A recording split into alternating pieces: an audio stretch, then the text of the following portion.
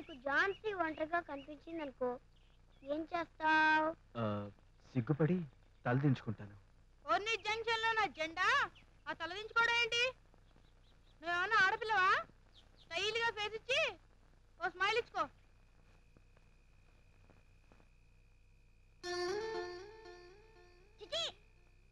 నీ చేతిలో నా జర్రి కంట్రీ నవ్వమంటే ఆ పిల్ల కనిపించేట్టు నవ్వాలి, కానీ నీలో నువ్వు స్మైల్ చేసుకోవడం కదరా.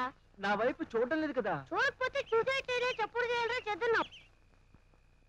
ఉస్సు ఉస్సు కాకులు తోలుతున్నట్ట ఉస్సు ఉస్సు ఏంట్రా? ఈయనదనే వేయాలి.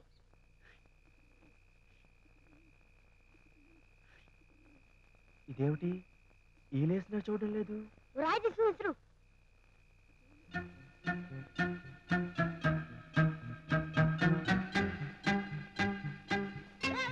నీ అంకమ్మ అది కొడితే చచ్చూరు ఉండదు. రాయి అంటే నిమ్మకాయ తక్కువ రెగ్గాయకి ఎక్కువ ఉండాలి.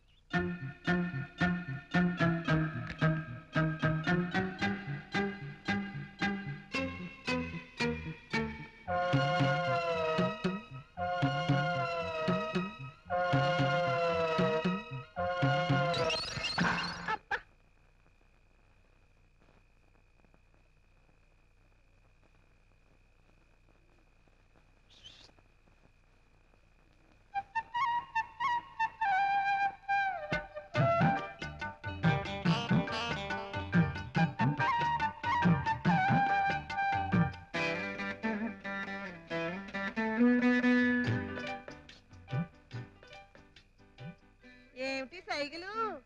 సైకిల్ కాదే, ట్రాక్టర్. జోకా? ఏమిటిది? ఇదేమిటి? ఏం లేదే, నేను బాత్రూమ్ కని వచ్చాను. బాత్రూమ్ వీధిలో లేదు, దొడ్లో ఉంది. అబద్ధాలు చెప్పినా అతికినట్టుండాలి. నిజమే చెప్తున్నాను. చాలే ఊరుకోండి. మీరు మగవాళ్ళు మగబుద్ధి. ఆడపుట్టకు పుట్టాక సిగ్గు లజ్జా ఉండక్కర్లా. అంత సిగ్గు ఎగ్గు లేని పనులు నేనేం చేయలేదు. ఆహా, మరి సైకిల్ ఏమిటి? ఆయన రాయి విసిరారు, నేను అడిగాను.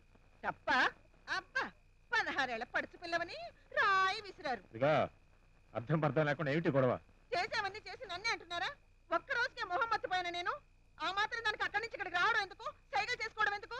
అక్కడికే వెళ్ళండి. ఏమండి, ఆవిడ ఎలా పొమ్మటుంటే గతి లేనట్టు అక్కడే ఉంటుంది. దేనికి?